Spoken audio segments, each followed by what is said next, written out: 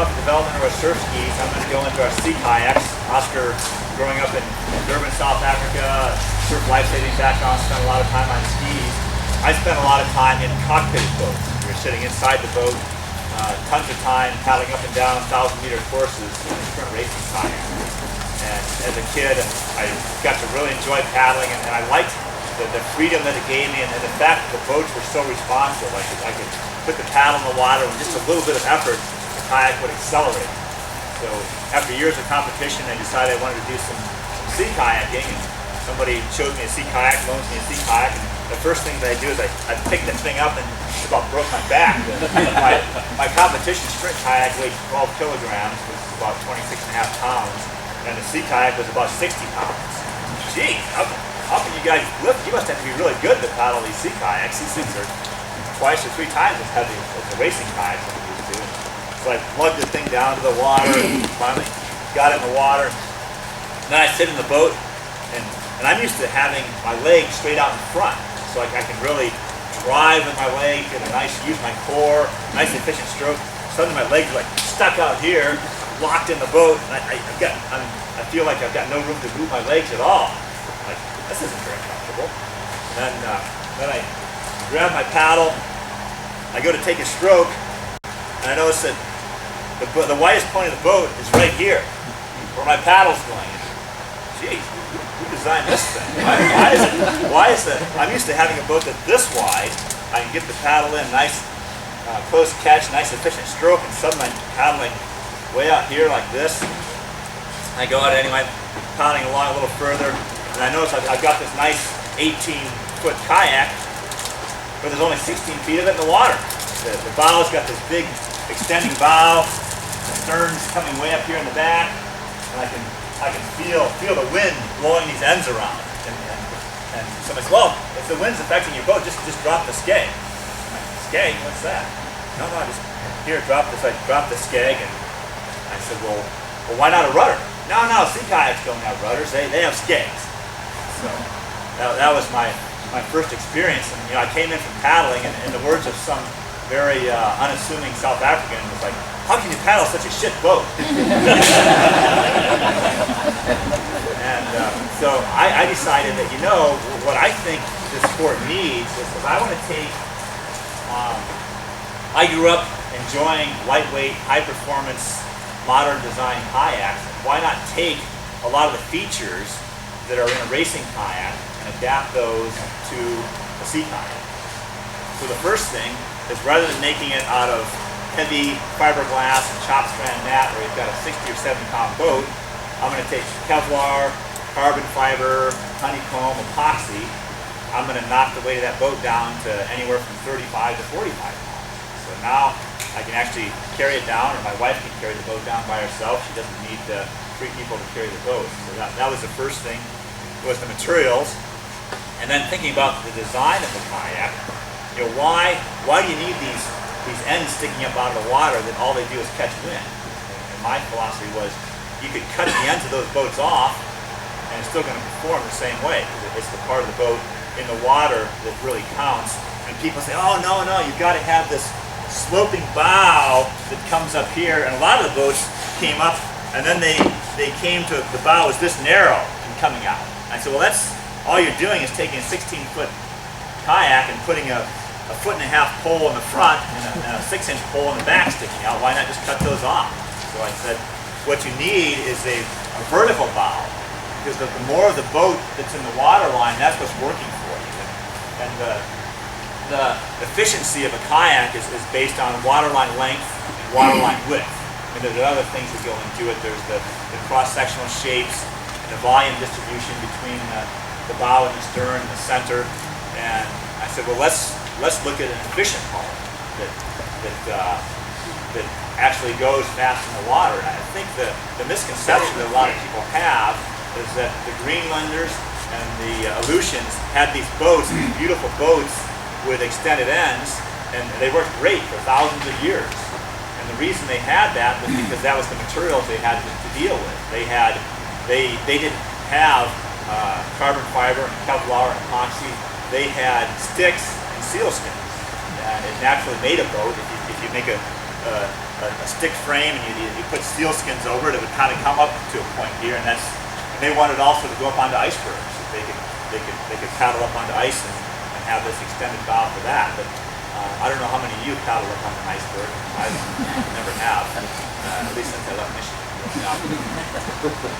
So I said, well, I want to use the full length of the boat. If I'm only going to use 16 foot of the kayak, I'm going to make it 16 feet long. And if I want an 18-foot boat, I'm going to make it 18 feet long in the water. That's the first philosophy behind Epic, and that's actually been proven in surf ski racing. I always like to compare things to competition, because in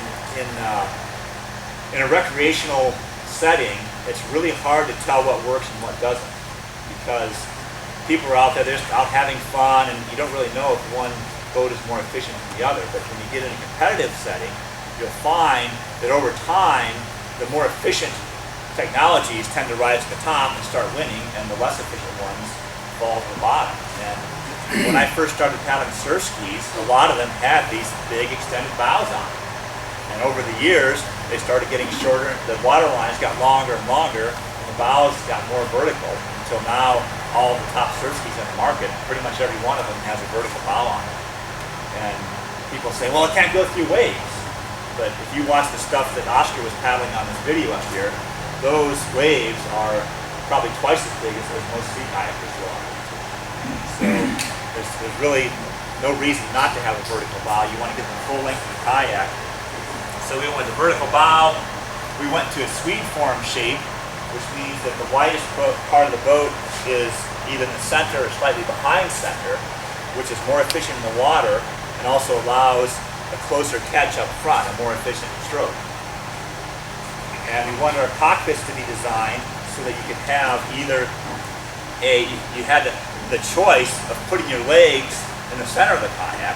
At first I thought, why do you even need 5 races at all?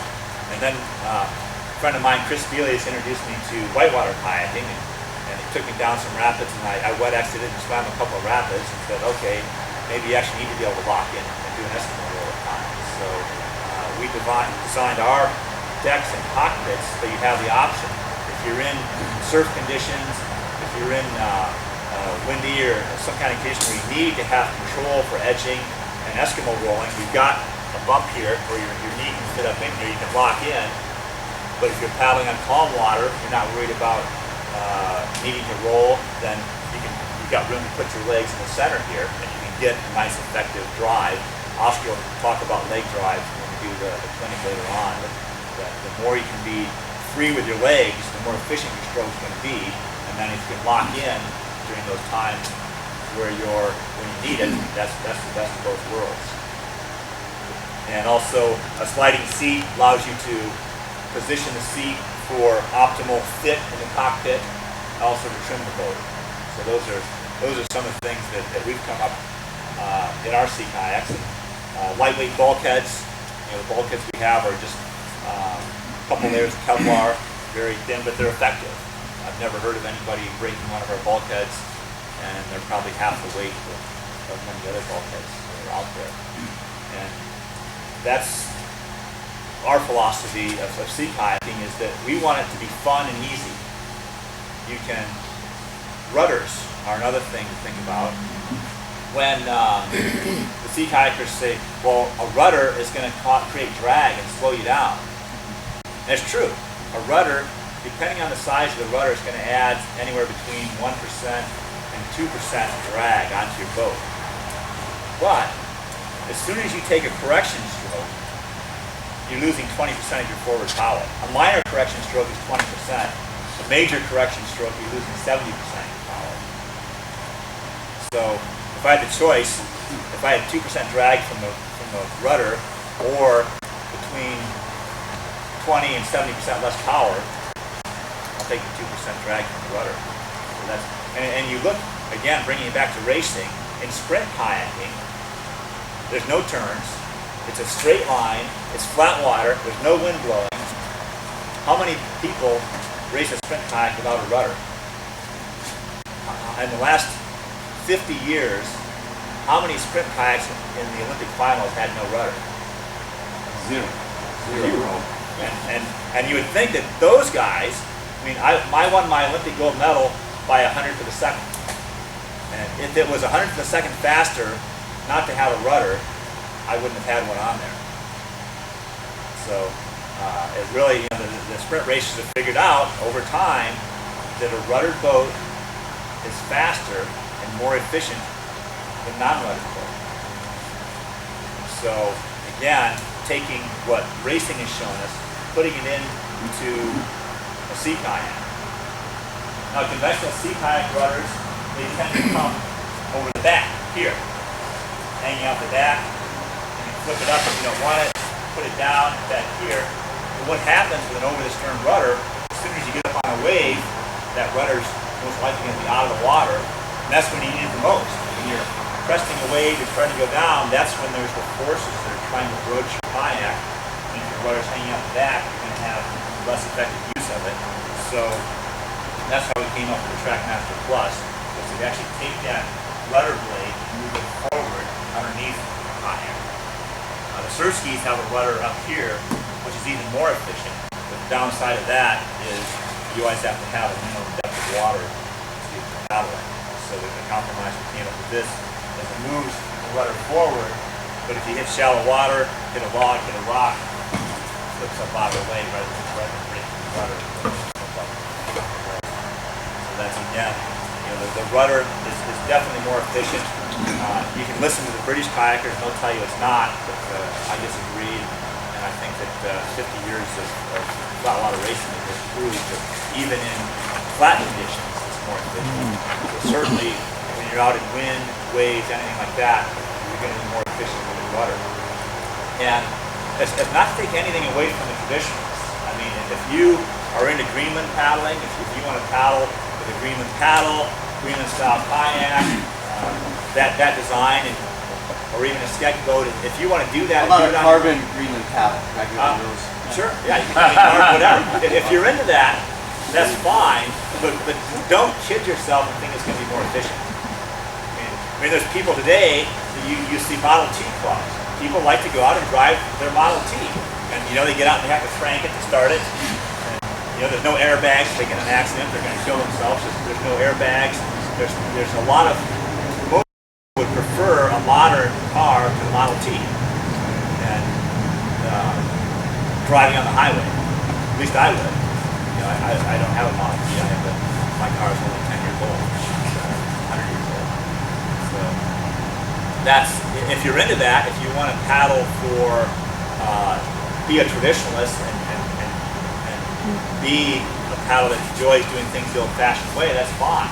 But when I'm on the water, I want to get point A to point B, and I want to do it as fast and as easy as I can.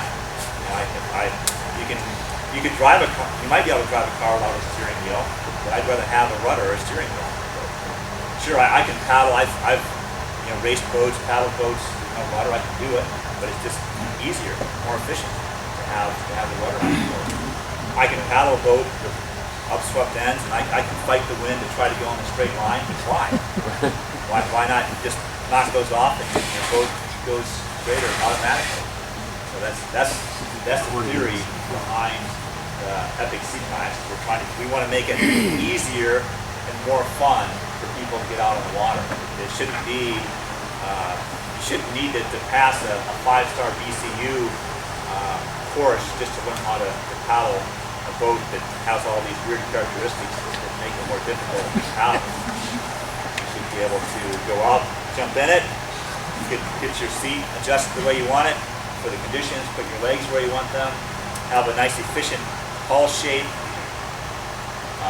plumb bow and stern, so you're getting the full advantage of it. It paddles nice, it's lightweight. If you need to steer, you can use your rudder to help out. You can still steer with your paddle, but certainly a lot easier with the rudder. And that's our philosophy behind it.